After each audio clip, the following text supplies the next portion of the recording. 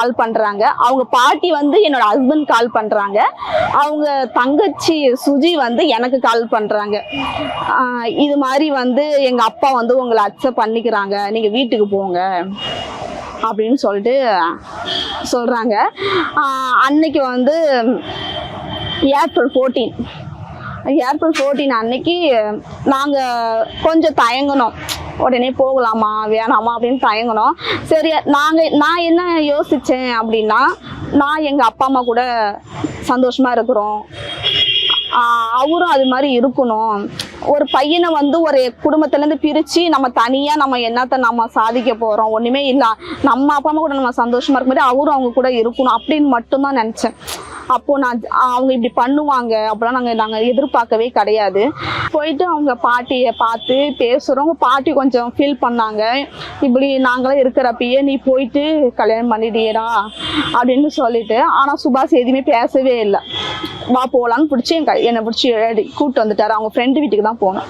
அவங்க ஃப்ரெண்டு வீட்டுக்கு போயிட்டு கொஞ்ச நேரம் இருந்துட்டு ஒரு ஈவினிங் 4 o'clock மேலே நாங்கள் திருப்பி வரோம். திருப்பி எங்களுக்கு ஃபோன் வருது, வீட்டுக்கு வாங்க அப்படின்ட்டு. பாட்டி தான் கூப்பிட்றாங்க, அவங்க அப்பாலாம் எங்கள்கிட்ட பேச கிடையாது, பாட்டி தான் கூப்பிட்றாங்க. அதுக்கப்புறம் நான் டைம்லாம் எனக்கு சரியாக தெரியாது, ஆனால் ஒரு 4 மணி அந்த லெவலில் தான் இருக்கும். அப்போ வந்து சுபாஷ் தலையில் சுத்தியால் அடிச்சிட்டாங்க. சுத்தியால் அடிச்சுட்டு அதுக்கப்புறம் அவர் சுத்தியால் அடிச்சோடனே இவர் கத்துன இதை வச்சு நான் எழுந்துட்டேன். அந்த பாட்டி உடனே ஏஞ்சி லைட் போட்டாங்க. ஏஞ்சி பார்த்தா இவர் கான்சன்ட்ரேஷனே இல்லை, கான்சன்ட்ரேஷனே இல்லாம அப்படியே தான் படுத்திருந்தாரு. அவர் கையில கத்தி இருக்கு. எனக்கு பயமா இருக்குடா வாடான்னா அவன் வந்து கண்ணு மட்டும் தான் ஓப்பன்ல இருக்கான்னு தவிர, ஆனா அவனால கான்சன்ட்ரேஷன் இல்லை.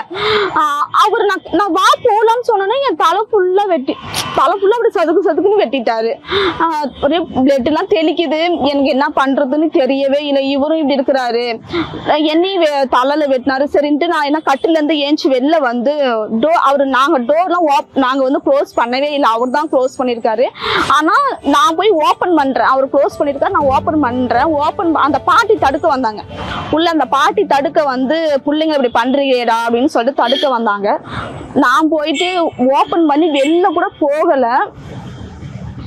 உடனே என் முடியை பிடிச்சி தாலி முடி செயின் எல்லாத்தையும் ஃபுல்லா ரோல் பண்ணிட்டு அவர் எங்கெங்க வெட்டினார் கூட எனக்கு தெரியாது. நான் அப்ப கூட விட்டுருங்கப்பா, எங்களை விட்டுருங்க, நாங்க எங்கேயாவது போயிடுறோங்கப்பா அப்படின்னு சொன்னேன். உனக்கு ஏன் ஜாதி பையன் தேவையா உனக்கு?